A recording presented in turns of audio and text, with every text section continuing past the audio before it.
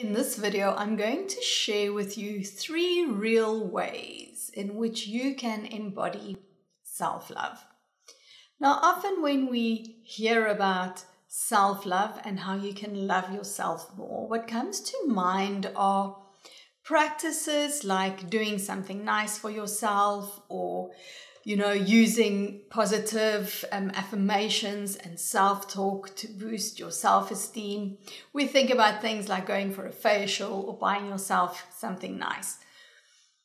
Now, these things are all supportive of helping us to deepen into self-love, but they are not really sustainable. And in this video then, I want to look at some other ways that we can create sustainable change when it comes to self-love, our self-worth, and truly showing up as our most authentic selves.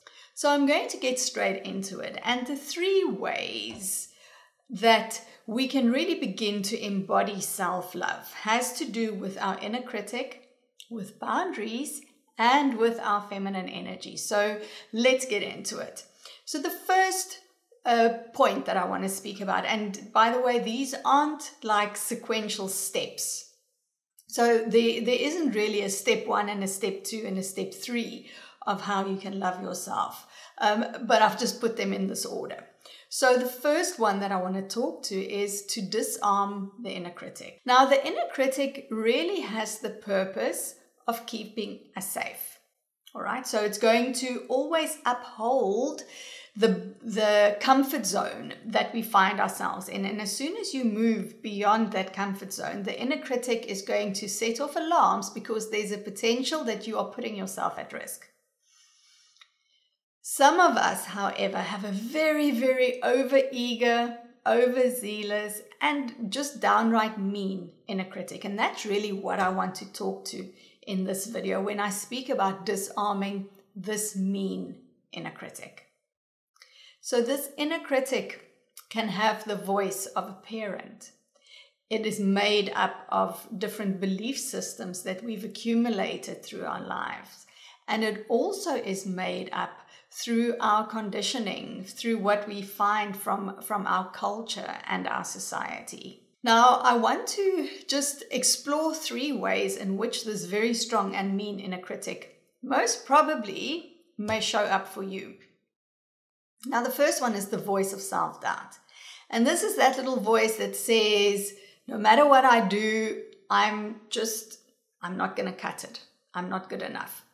I'm not ready yet to go there or to do that. I first need to have many other things in place and up-level my skills before I can dare to follow my dreams. Another way that our inner critic can show up is as the good girl. I always put others' needs ahead of myself, unable to say no, thinking that other people know better than me. All right, so the good girl doesn't really trust herself to be an authority in her own life. She doesn't trust herself to say no. The good girl shows up when we don't dare to disappoint anyone else. So we're really living according to these standards that have been put in place by our family systems and by our culture and by society. And then the third way in which this inner critic can show up is in the way of being a perfectionist.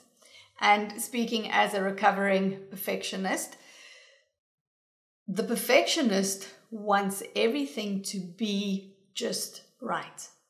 So the perfectionist says, I have to get it right. If it's not perfect, if it's not 100% a certain way, just like that, then it's not going to be good enough. Now, the most powerful tool that you are going to have in dealing and disarming this very mean inner critic is you have to start with awareness. So awareness of this voice, what this voice is saying, and how that then shows up in your life, how you feel and respond and act as a result of what this voice is telling you That's really going to be your entry into disarming the inner critic.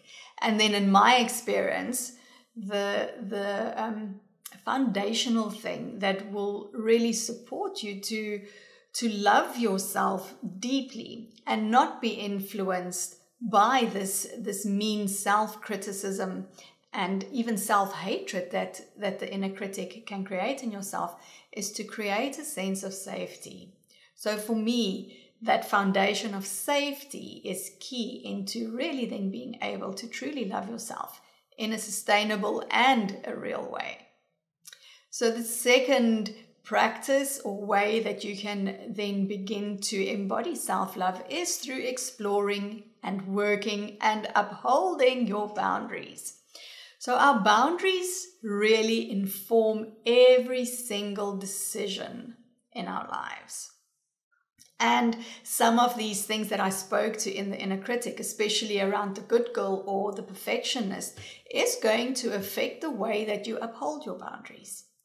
And you might find that when you are tired or when you want to avoid conflict or when you don't want to get into trouble, then you just don't have any boundaries in place. And then as soon as you get angry or you've had enough, and this is now it, this is where you draw the line, then your boundaries become very rigid. So here's the thing, you get to decide what your boundaries are. And you get to decide what they should look like. You get to decide what you are available for. So if you want to play around with boundaries a little bit, then you can try this out. And think of a situation where you don't have a boundary in place or where you are not able to really uphold your boundary. And then imagine what boundary it is that you would like to have instead of what it is that you're having now. And then you can play around a little bit and imagine, so if I'm upholding this boundary, who would I be in upholding this boundary?